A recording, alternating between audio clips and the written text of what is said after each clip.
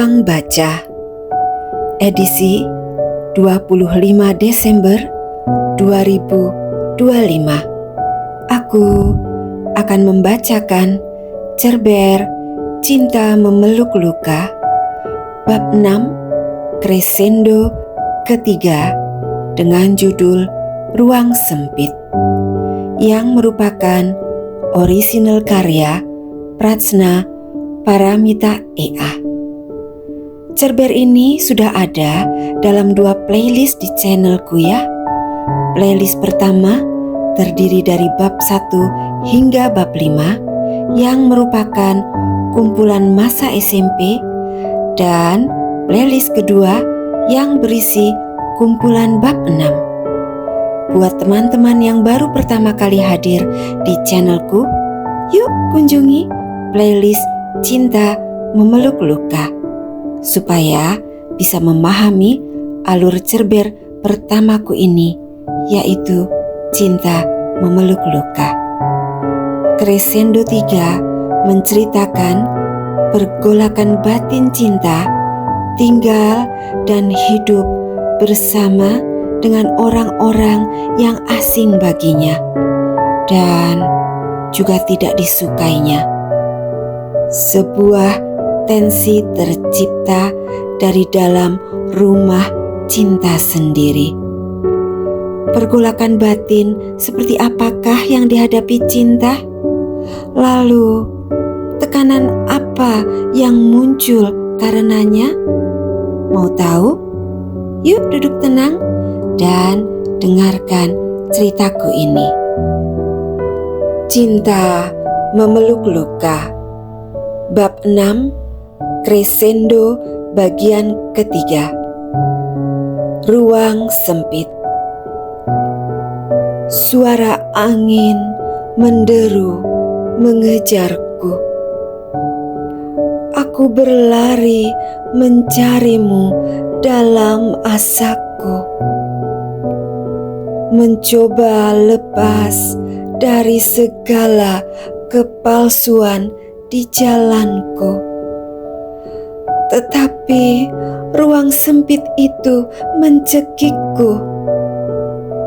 Kupanggil namamu dalam anganku. Kutemukan tanganmu menarikku, membawaku dalam pelukanmu. Lagu hadirmu melukis asa di hatiku, menembus derunya angin bersamaku. 6.7 Jarak. Cinta mengawali hari dengan perasaan tidak nyaman dan sedikit kesal. Makan malam semalam benar-benar tidak diinginkannya.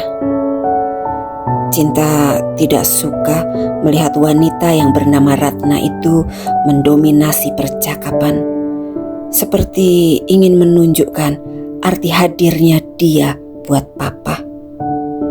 Sementara Bobby membuat cinta jengah sekaligus takut karena pemuda itu terus memandanginya dari seberang meja makan. Tatapan pemuda itu seperti mengamati cinta dengan rasa tertarik. Cinta sampai takut sekali membayangkan pemuda itu melompati meja makan dan memeluknya karena Bobby menatapnya dengan intens. Cinta juga kesal mengingat sikap papa yang lebih sibuk mengurus koper-kopernya dibanding memeluk dan menyapa adik-adiknya, Hanum dan Dimas. Seperti tidak ada cukup kerinduan di hati papa buat mereka. Sebuah jarak yang tercipta di antara papa dan anak-anaknya yang seperti enggan untuk papa seberangi. Cinta melewati pintu kamar papa. Langkah cinta sempat terhenti sesaat. Dipandanginya pintu kayu itu. Terbersit rasa risih di hati cinta karena bukan mama yang bersama papa saat ini di ruang kamar itu. Pagi itu Cinta berangkat ke sekolah tanpa berpamitan pada papa karena ia masih tidur bersama istri sirinya. Haryo mengamati wajah Cinta yang nampak kesal sedari tadi, meskipun matanya seperti sedang membaca buku bersama Cinta di perpustakaan SMA, tetapi sudut matanya mencuri pandang ke Cinta. Meskipun sedang kesal, wajah itu tetap cantik bagi Haryo. "Cinta, ada apa?" tanya Haryo akhirnya. Gak apa-apa, aku baik-baik saja." Cinta mencoba menyembunyikan perasaannya dari Haryo. "Cinta, jangan kau simpan perasaanmu dariku, karena aku merasakan yang kau rasakan," kata Haryo sambil menyentuh jemari Cinta. Mata bening indah itu menatap Haryo. Kali ini berkaca-kaca. Bolehkah aku bercerita nanti sepulang sekolah, Haryo? Aku tidak bisa menceritakannya di tempat ini," pinta Cinta. Haryo mengangguk sambil menggenggam jemari Cinta. Cinta membiarkannya. Biasanya ia menolak jika Haryo mau menggenggam jemarinya di sekolah karena Cinta malu jika ada yang melihatnya. Beberapa siswa dan siswi yang ada di perpustakaan melihat Haryo menggenggam jemari Cinta sambil membaca buku. Mereka berbisik-bisik sambil tersenyum melihatnya. Kali ini Cinta tidak peduli. Hatinya terlalu penuh dengan rasa kesal pada papa dan wanita itu. Sambil bergandengan tangan, Haryo dan Cinta berjalan pulang menuju rumah Cinta. Kali ini Haryo harus memutar otak untuk meminta Pak Kadir tidak menjemputnya sepulang sekolah, karena Pak Kadir semakin protektif kepadanya sejak Bunda dan Ayah pindah ke Jogja. "Cinta, apa yang membuatmu kesal?" tanya Haryo lembut. Cinta pun terdiam sesaat. "Cinta, jangan kau simpan kesedihanmu dariku ya. Aku ada untukmu, Cinta. Aku ingin menjagamu," kata Haryo sambil menghentikan langkahnya dan menatap Cinta dengan sorot mata yang serius. Cinta merasakan perlindungan dari sorot mata Haryo. Hatinya terasa hangat. Rasa kesal di hatinya memudar. Cinta pun menceritakan rasa di hatinya pada Haryo. Rasa kesalnya karena kehadiran Tante Ratna dan Bobi tanpa papa menanyakan perasaannya lebih dahulu. Dan rasa sedihnya karena jarak yang terbentang antara papa dengan dirinya, Hanum dan Dimas. Jarak yang seharusnya diisi oleh kehadiran papa dan mamanya. Tapi jarak itu tetap dibiarkan ada di sana, seperti ruang kosong yang terabaikan. 6.8 Nyonya Besar dan Bad Boy. Haryo hanya mengantar Cinta sampai ke rumahnya. Ia tidak lanjut mengobrol di teras rumah Cinta seperti biasanya karena Bunda pulang ke Boyolali hari Jumat ini. Biasanya Sabtu pagi Bunda baru datang. Haryo tidak mau Bunda mencarinya dan melempar terlalu banyak pertanyaan ke Pak Kadir. Aku langsung pulang ya, Cinta." Haryo menatap Cinta seperti enggan untuk pergi. Haryo tetap berdiri di tempatnya. Posisi tangan Haryo masih menggenggam jari Cinta. "Iya, dah pulang Haryo." Cinta mengingatkan Haryo sambil tersenyum manis dan melepaskan tangannya dari genggaman Haryo. Haryo menarik tangan Cinta lagi dalam genggamannya. "1 menit lagi," kata Haryo sambil tersenyum.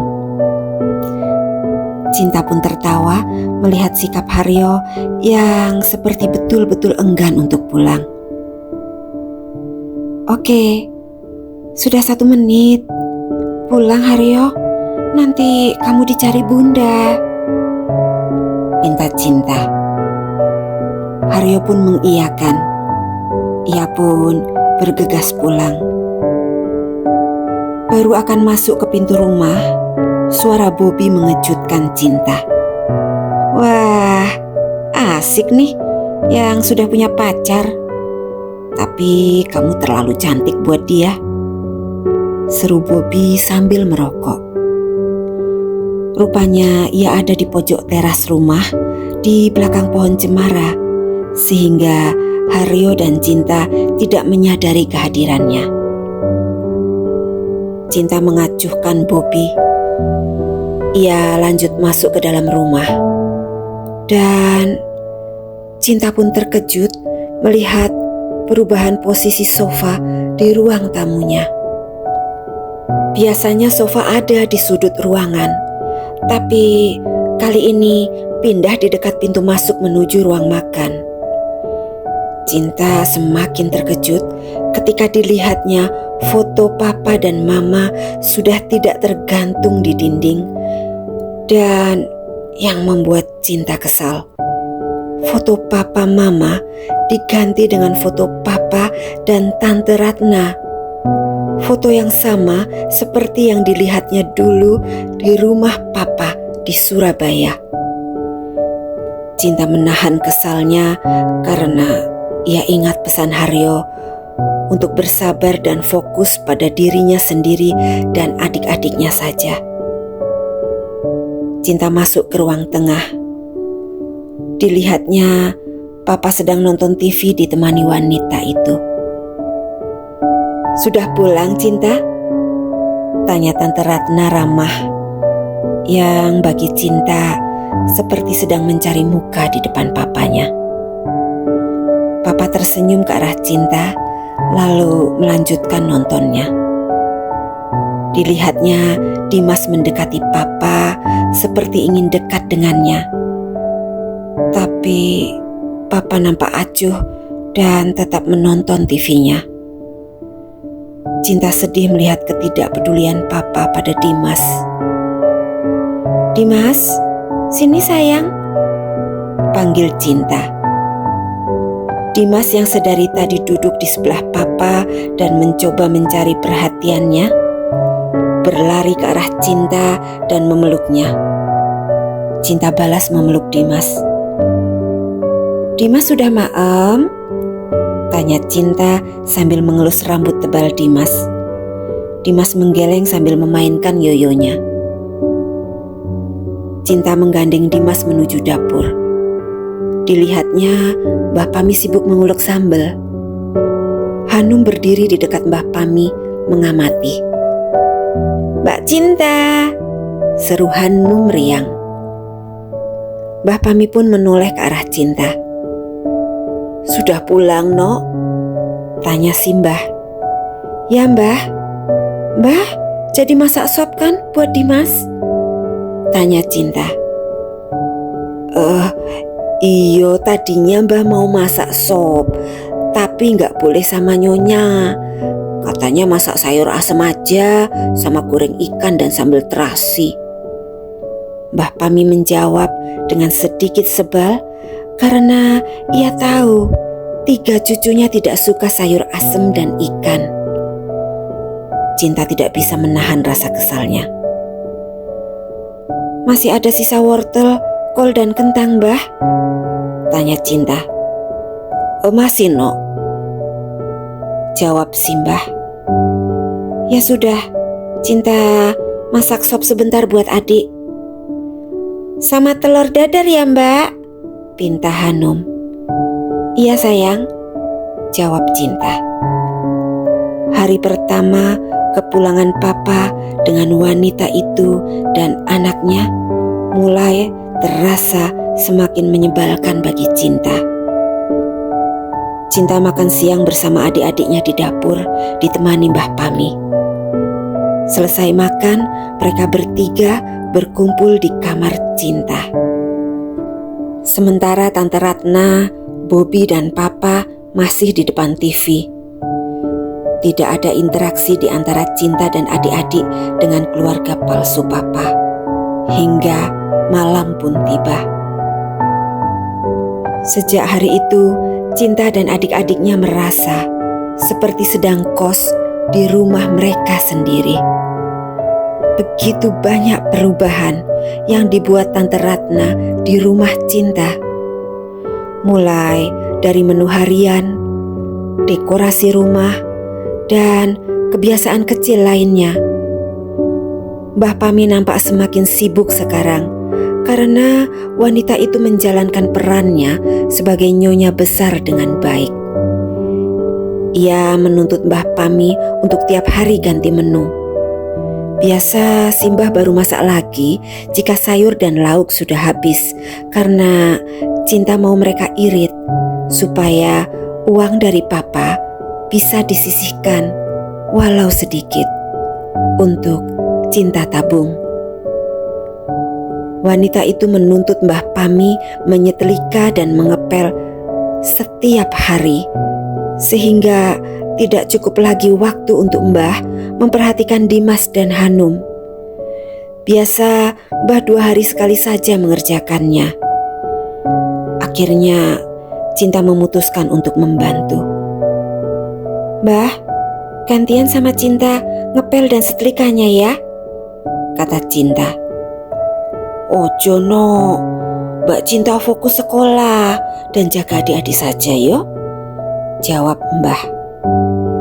"Enggak Mbah, Cinta bisa kok. Cuman sebentar ngepelnya. Nanti aku yang setrika bajuku sendiri dan adik-adik. Cinta gak mau Mbah kecapean," Cinta berkata lembut sambil memeluk Mbah kesayangannya itu. Mbah Pami pun terharu. Dibelainya rambut Cinta. Cinta mengamati Bobby. Bad boy itu tidak kuliah, padahal usianya sudah 20 tahun. Waktunya dihabiskan untuk merokok, main gitar, dan pergi keluar sesekali dengan motor Tigernya. Sejak ada Bobby, Cinta melarang Haryo untuk ngobrol di teras seperti biasa. Cinta risih melihat Bobby mengamati mereka berdua dari dalam ruang tamu sambil memainkan gitarnya. Seperti sengaja meledek Cinta dan Haryo. Haryo sedikit kesal sebenarnya, tetapi ia mencoba memahami Cinta. Jadi hanya saat istirahat sekolah dan mengantar Cinta pulang saja yang menjadi momen Haryo untuk berdua dengan Cinta.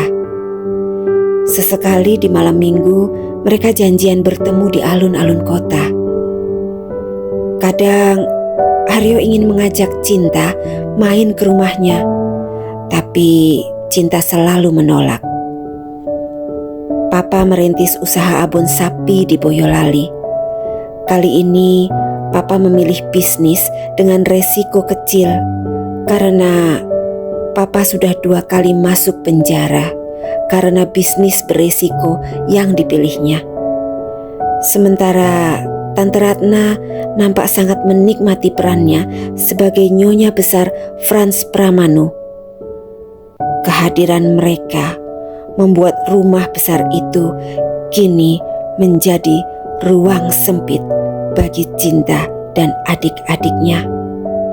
Seperti satu rumah dengan dua keluarga di dalamnya.